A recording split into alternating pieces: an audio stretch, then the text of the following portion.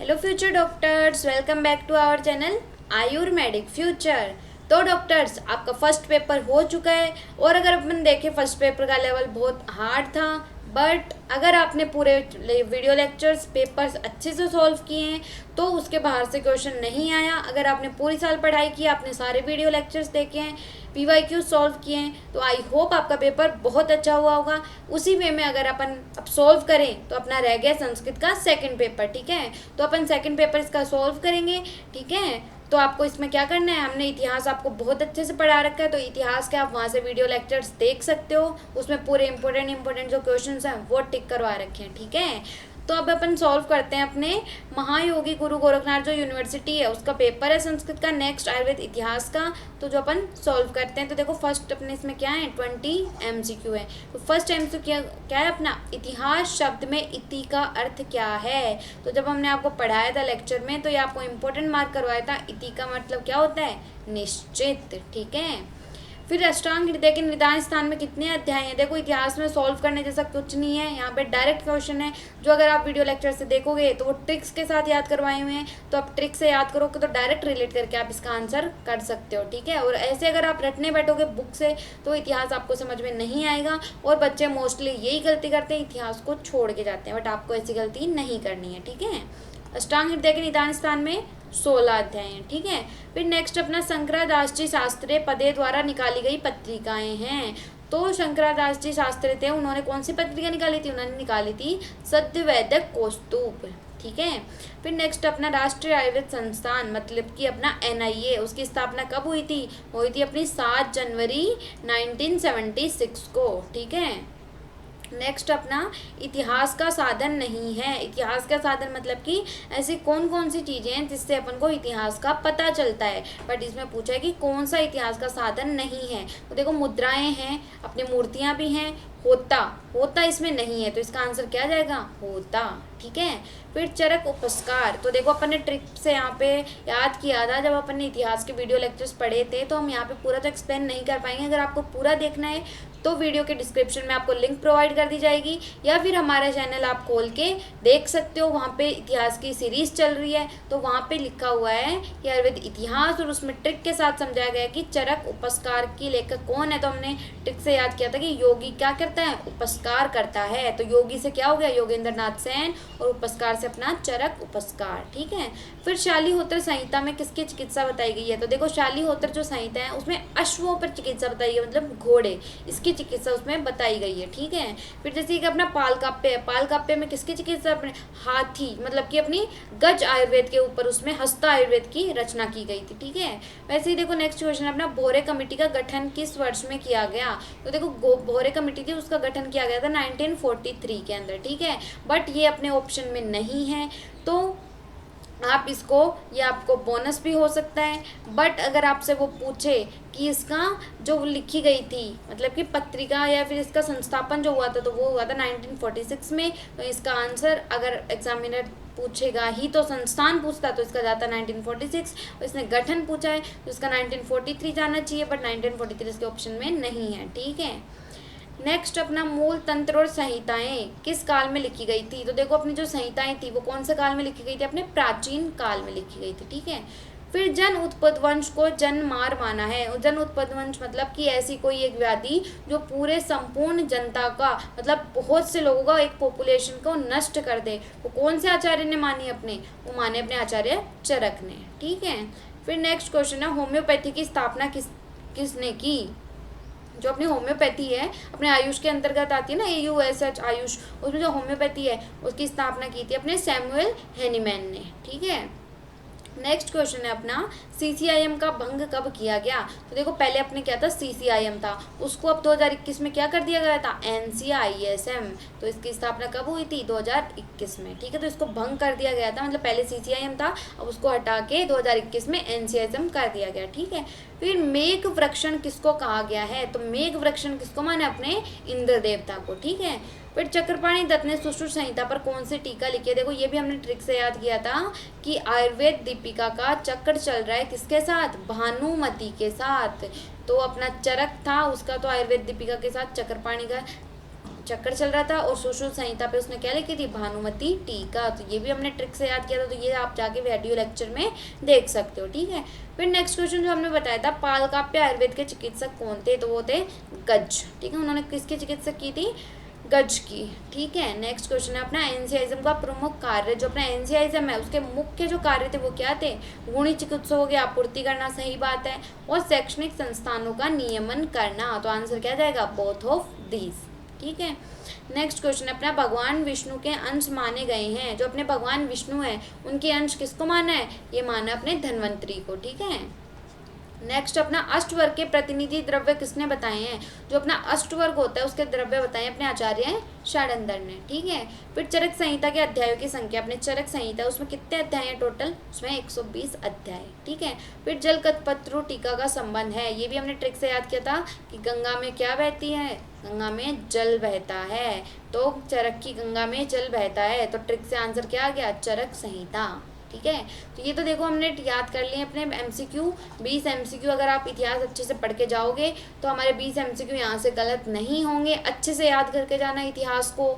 अगर आपके इतिहास के वीडियो लेक्चर्स आप पढ़ के जाओगे तो 20 एमसीक्यू आपके सही हो जाएंगे और एग्जामिनर का माइंडसेट वहीं पे हो जाएगा कि हाँ बच्चे ने 15+ एमसीक्यू सही किए हैं, तो ये पढ़ने वाला बच्चा है, आगे की मार्किंग आपकी उसी हिसाब से होगी, ठीक है। और यहाँ से हमारे जितने भी हमने यूनिवर्सिटीज़ को पढ़ाया है उन्होंने यही फीडबैक दिया कि उनके 19+ एमसीक्यू सही हुए हैं, ठीक है। तो आप भी ये गलती मत करना कि इतिहास छोड़ के जाओ।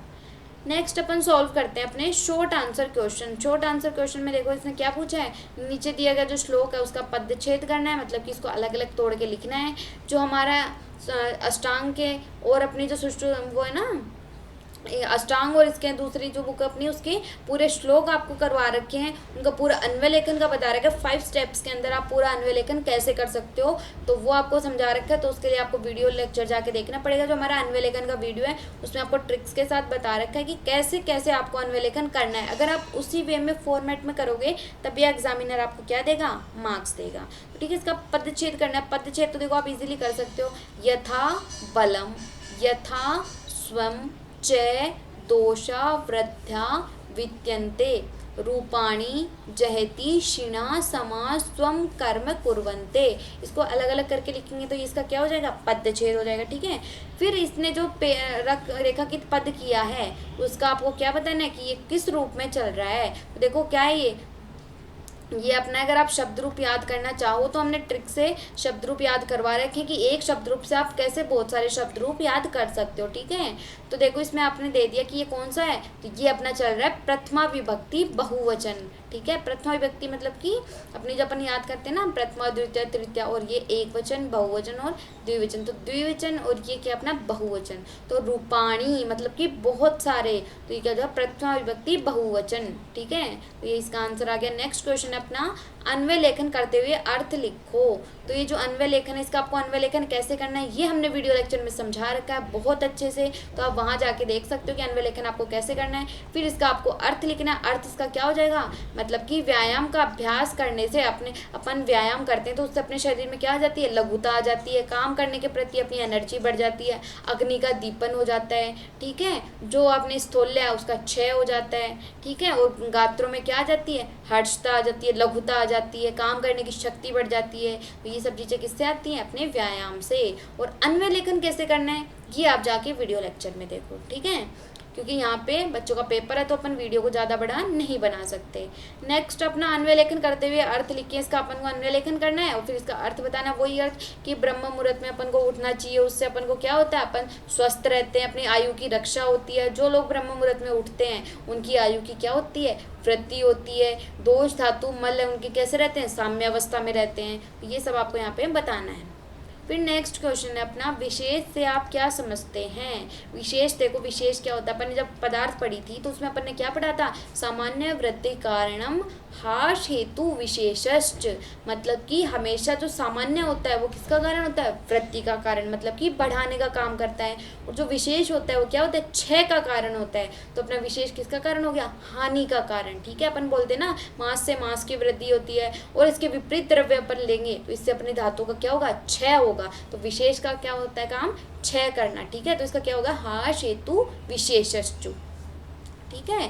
फिर नेक्स्ट अपना वात और रक्त की निरुक्ति। तो ये देखो हमने आपको परिभाषा और निरुक्ति पर्याय उन्हीं के याद करवा रखे हमारे वीडियो लेक्चर में, जिनके वेरी वेरी इंपॉर्टेंट है, जो प्रीवियस ईयर में आए हुए हैं और जो हमेशा आते हैं। ठीक है, तो आप जाके वो वीडियो लेक्चर देख सकते हो। तो वात की निरुक्ति क्या हो जाएगी, वही वा गति गंधन्यो इति। इसके पर्याय क्या हो जाएंगे, वात के वही अनिल, वायु, पवन। ठीक है, वैसे अपना रक्त के क्या हो जाएंगे, रंजन रागने। ठीक है, तो रंजन रागने मतलब जो रंगने का काम करता है उसी को अपन क्या बोलते हैं, रक्त बोलते हैं। अपने रक्त के पर्याय वही लोहित, रुधिर, शोणित। ठीक है, फिर इसने क्वेश्चन है अपना संस्कृत भाषा में अनुवाद करें। जो इसने दिया है, जिसके दोष अग्नि, धातु, मल की क्रियाएं सम हो तथा जिसकी आत्म इंद्रियां तथा मन प्रसन्न हो, वो क्या कहलाता है, स्वस्थ कहलाता है।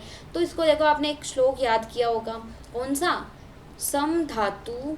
तो देखो सम जिसके दोष, सम दोष है, सम अग्नि, समा अग्नि, सम धातु, सम मल, समामल क्रिया। ठीक है, फिर जिसकी इंद्रियां प्रसन्न हो, प्रसन्न आत्मे इंद्रियानाम स इति स्वस्थ इत्य अभिधीयते, वो क्या कहलाता है, स्वस्थ कहलाता है। तो आपको वही श्लोक लिखना है इसमें, सम दोष, सम धातु, सम मलय क्रिया, प्रसन्न आत्मे इंद्रिय अर्थानाम स्वस्थ इत्य इभिधीयते। मतलब कि जिसके दोष, धातु, मल क्रियाएं सम हो, जिसकी आत्मा, इंद्रिया, मन प्रसन्न हो, वो व्यक्ति क्या कहलाता है, स्वस्थ कहलाता है। ठीक है, वैसे इसको मातृभाषा में, मतलब इसको मातृभाषा मतलब हिंदी में कन्वर्ट करना। वेरी इजी क्वेश्चन जो संस्कृत में दिया गया, इसको हिंदी में कन्वर्ट करना है। मतलब कि जो अपने दोष होते हैं, कौन कौन, जो अपने मधुर, अम्ल, लवण, कटु, तिक्त, कषाय अपने रस होते हैं, उसमें से देखो इसने क्या बोला है, कषाय, तिक्त, मधुरा। मधुर, तिक्त और कषाय ये क्या करते हैं, ये पित्त का शमन करते हैं। पहले वाले 3 दोष मधुर, अम्ल, लवण किसको बढ़ा रहे हैं, वात का शमन कर रहे हैं, कफ को बढ़ा रहे हैं। और लास्ट वाले कौन से, कटु, तिक्त, कषाय, ये वात को बढ़ा रहे हैं और कफ को कम कर रहे हैं। तो इसमें आपको यही समझाना है। ठीक है, फिर नेक्स्ट क्वेश्चन है अपना कर्तृवाच्य से कर्म वाच्य में परिवर्तन करें। देखो हमने वाच्य परिवर्तन का बहुत इजी वीडियो बना रखा है, क्योंकि वाच्य परिवर्तन वेरी इंपॉर्टेंट है, दोनों पेपर में आता है और बच्चों को ये बहुत हार्ड लगता है। ठीक है, तो हमने उसको वीडियो लेक्चर में अच्छे से बता रखा है, तो आप वो वीडियो देख के जाना ताकि आपका एक भी क्वेश्चन गलत ना हो। ठीक है, तो इसमें देखो कर्तृवाच्य में दिया है और इसको आपको किस में चेंज करना है, कर्म वाच्य में। तो देखो क्या है, बालक है वृक्षान गण्यति, इसको कर्म वाच्य में चेंज करेंगे तो क्या बन जाएगा, बालक का क्या बन जाएगा, देखो बालकेन। ठीक है, बालकेन वृक्षान का क्या हो जाएगा, वृक्षाह, बालकेन वृक्षाह। और ये क्या हो जाएगा, गणयति का क्या हो जाएगा, गणयन्ते, गणयन्ते। ठीक है, फिर नेक्स्ट अपना स भोजनम खादती, इसको कर्म वाच्य में चेंज करेंगे तो ये क्या बन जाएगा, तेन भोजनम खादती का क्या बन जाएगा, खादते। ठीक है, और नेक्स्ट अपना पुत्र है पित्रम सेवते, पुत्र पिता की क्या करता है, सेवा करता है। तो उसको कर्म वाच्य में चेंज करेंगे तो क्या हो जाएगा, पुत्रेन पित्रम सेवयन्ते, सेवते का क्या बन जाएगा, सेवयते। ठीक है, तो क्या हो गया, सेवयते। ठीक है, नेक्स्ट अपना कर्तृवाच्य से भाववाच्य में परिवर्तन। जो कर्तृवाच्य है उसको किस में चेंज करना है, भाववाच्य में। पहले अपने किया कर्तरी से कर्म में, अब कर्तरी से भाववाच्य में चेंज करेंगे। ठीक है, तो सह हस्ती, तो ये क्या बन जाएगा, तेन हसते, तेन हसते। ठीक है, फिर ते तिष्ठन्ति, ते तिष्ठन्ति का क्या बन जाएगा, तेह स्थीयते। ठीक है, तो ये अपना आंसर हो गया। ठीक है, ऐसे इसी तरह आपको अब पूरे आपको जानने हैं तो आपको वीडियो लेक्चर देखना पड़ेगा, क्योंकि वहीं पे आपको ट्रिक से समझा रखा है। और ट्रिक से आप जितना ज़्यादा ट्रिक से याद रखोगे, पेपर आपके लिए उतना ही इजी हो जाएगा, क्योंकि हर चीज़ रटना मुश्किल है। आप जितना ज़्यादा समझ के करोगे, ट्रिक से याद रखोगे, आपको उतना ही ज़्यादा याद रहेगा, उतने ही अच्छे आपके कॉन्सेप्ट बनेंगे। वरना रटने को तो आप पूरी बुक रट सकते हो, बट आप उसको तुरंत भूल जाओगे। ठीक है, तो ये आपको पूरे वीडियो लेक्चर में वाच्य परिवर्तन तो बहुत अच्छे से समझा रखा है, तो आप इसको जाके देखना ताकि आपका कोई क्वेश्चन गलत ना हो। फिर नेक्स्ट अपना कि दीर्घ क्वेश्चन, मतलब कि अपने 10 मार्क्स के जो क्वेश्चन है वो इसमें शपनक कथा का सारांश लिखिए। अब ये नहीं है कि डायरेक्ट आप 10 नंबर में से उसका सारांश लिख रहे हो, नहीं, स्टोरी के 5 स्टेप्स हमने बताए हैं। जैसे एक मूवी चलती है उसी तरह आपको स्टोरी देखनी है। कैसे, सबसे पहले स्टोरी अपन मूवी चलती है तो मूवी में सबसे पहले क्या आता है, मूवी का टाइटल, मतलब कि मूवी किस नाम से है। तो इसमें आपका सबसे पहले क्या आ जाएगा, कि कथा का टाइटल क्या है, तो इसका क्या हो जाएगा, शपनक कथा। तो 5 स्टेप बता रखे हैं, उसी फॉर्मेट में आप स्टोरी लिखोगे तभी एग्जामिनर आपको मार्क्स देगा। अगर आप पैराग्राफ राइटिंग करके आओगे तो वो आपको मार्क्स नहीं देगा, ठीक है। फिर उसके बाद स्टोरी किसके द्वारा लिखी गई है, अपन ये देखते हैं ना कि स्टोरी में कौन कौन से एक्टर्स हैं, फिर अपन देखते हैं कि ये स्टोरी किसके द्वारा लिखी है, इसके डायरेक्टर कौन है। तो कथा में क्या आ जाएगा कि कथा के रचयिता कौन है, इसके प्रेरक कौन है, तो ये सबको आपके वहाँ पे बताया हुआ है। तो डायरेक्ट एज इट इज वो का वो आप यहाँ पे लिख सकते हो, ठीक है। फिर कथा के पात्र, फिर अपन देखते हैं ना स्टोरी में अपनी मूवी चल रही है उसमें कौन कौन से कैरेक्टर्स है, कौन कौन से हीरो है, कौन कौन सी हीरोइन है, तो इसमें क्या आ जाएगा अपने पात्र, मतलब कि स्टोरी में कौन कौन से पात्र हैं, ठीक है। फिर नेक्स्ट अपना आ जाएगी स्टोरी, मतलब कि जो मूवी चल रही है अपनी, ठीक है, आप पूरी स्टोरी का वर्णन करोगे। फिर लास्ट में आता है अपन को जो मूवी का सारांश मिलता है, मतलब कि कंक्लूजन, मतलब कि सारांश, वो आपको किस में लिखना है, इसमें लिखना है मेनली हाईलाइट करके, ठीक है, कि इस कहानी से आपको क्या शिक्षा मिली। तो ये जो 5 स्टेप्स हैं इनके अंदर आप स्टोरी लिख के आओगे तो एग्जामिनर आपको फुल मार्क्स देगा।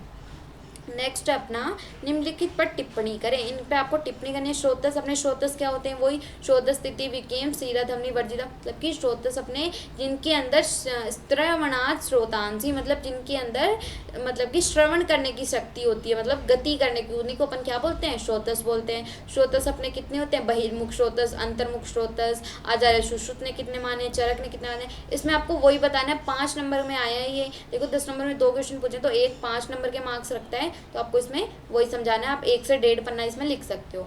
फिर नेक्स्ट है ओक साथ में। ओक साथ में मतलब कि कुछ चीज़ें अपनी बॉडी के लिए अच्छी नहीं होती हैं पर फिर भी अपन उसका निरंतर अभ्यास करते हैं तो अपने लिए क्या हो जाती हैं, सुखकारी, मतलब हितकारी हो जाती हैं। जैसे कि अपन बात करें दही का सेवन, अपन को दही का सेवन हर ऋतु में नहीं बताया गया है। दही का सेवन सिर्फ आपको कौन सी ऋतु में करना चाहिए, हे शिव, मतलब कि हेमंत, शिशिर और वर्षा ऋतु में करना चाहिए, बाकी ऋतुओं में नहीं करना चाहिए। बट अपन क्या करते हैं, हर ऋतु में दही का सेवन करते हैं तो वो अपने लिए क्या हो गया, ओक साथ में हो गया है, तो वो दही अपन को नुकसान नहीं पहुंचाता, वो अपने लिए क्या हो गया, साथ में हो गया है, तो उसी को अपन क्या बोलते हैं, ओक साथ में, ठीक है। नेक्स्ट अपना 31 नंबर का क्वेश्चन, इसमें बोला कि शास्त्रोक्त परिभाषा लिखिए। इसकी परिभाषा लिखते हैं, शरीर की परिभाषा सबको पता है, तत्तर शरीरम नाम चेतना अधिष्ठान भूतम पंच महाभूतम विकार संयोतमयी मुच्यते, मतलब कि जिसमें पंच महाभूत मिलके बने होते हैं उसी को अपन क्या बोलते हैं, अपना शरीर बोलते हैं, ठीक है। इसका आपको बताना है कि शरीर किसको माना है। फिर नेक्स्ट अपना प्रज्ञापराध के बारे में, मन के बारे में बताना है, जो आपने